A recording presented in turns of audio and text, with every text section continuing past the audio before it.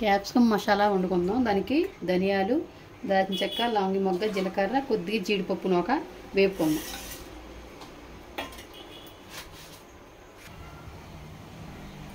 ఇలా దోరగా వేగితే చాలు, బాగా మరీ వేపకండి మసాలా.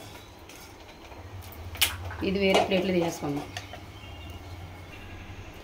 ఆయిల్ వేసుకుందాం, కర్రీకి ఆయిల్ వేసుకుందాం.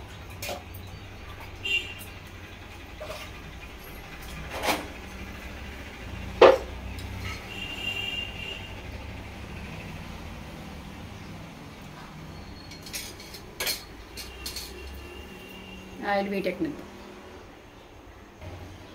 ఆయిల్ వీటెక్కింది. ఇందులో ఉల్లిపాయలు వేసుకుందాం.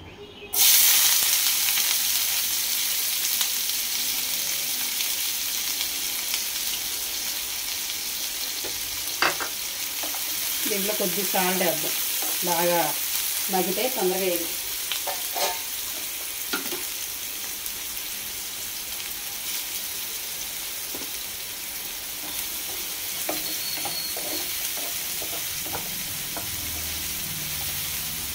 మగ్గనిద్దాం.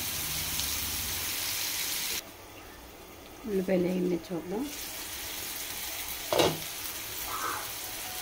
ఉల్లిపాయలు కొంచెం వేగినాయి కదా, ఇందులోని క్యాప్సికం వేసుకుందాం. నేను గ్రీన్ ఒకటి రెడ్ ఒకటి తీసుకున్నాను. మీరు సేమ్ తీసుకున్నా పర్లేదు, లేదు ఉత్తు గ్రీన్ తీసుకున్నా పర్లేదు. కొద్దిగా మగ్గనిద్దాం.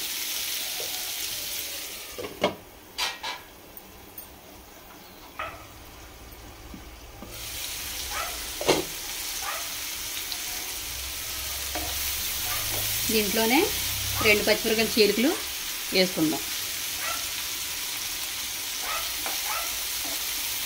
బాగా కలుపుకొని మూత పెడదాం. కొద్దిగా మగ్గలు.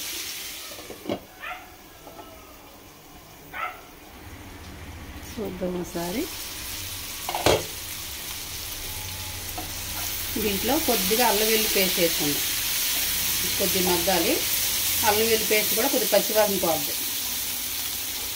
కొద్దిగా అల్లం వెల్లుల్లి పేస్ట్.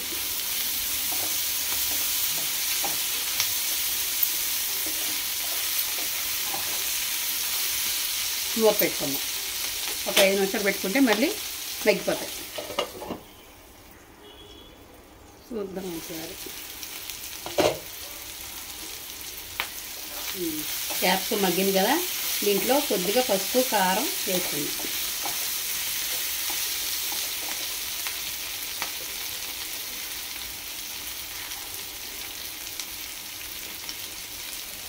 కొద్ది పసుపు,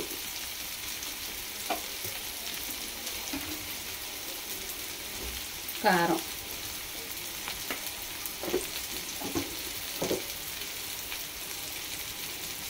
సాల్ట్.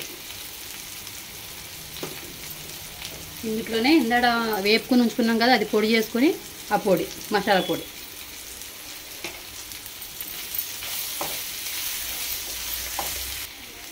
దీంట్లో కొద్ది వాటర్ పోసుకుందాం.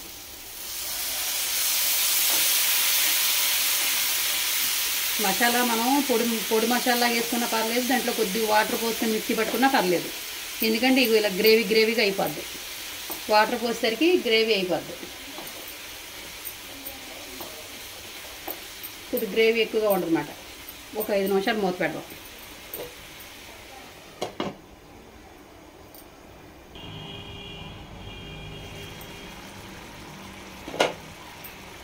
ఒకసారి బాగా కలుపుకొని ఒకరోజు సిమ్లో పెట్టుకుందాం గ్యాస్. ఎందుకంటే మసాలా అది బాగా ముక్కలు అది పడతాయి, క్యాప్సికం పడతాయి.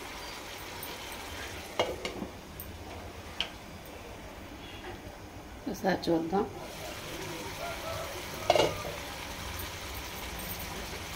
కూర దగ్గరికి వచ్చింది కదా, దీంట్లో కొత్తిమీర వేసుకుందాం. ఇక్కడ కొత్తిమీర వేసుకుందాం.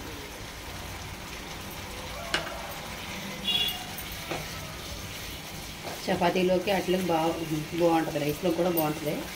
చపాతీలోకి అయితే బాగుంటుంది. ఇంకా మసాలా క్యాప్సికం కదా, ఒక 5 నిమిషాలు మూత పెడదాం.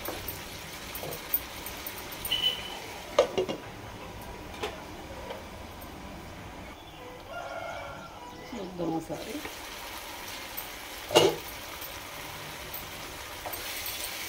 రెడీ కూర. క్యారెట్తో మసాలా రెడీ అయిపోయింది. కూర బంద్ చేసుకుందాం.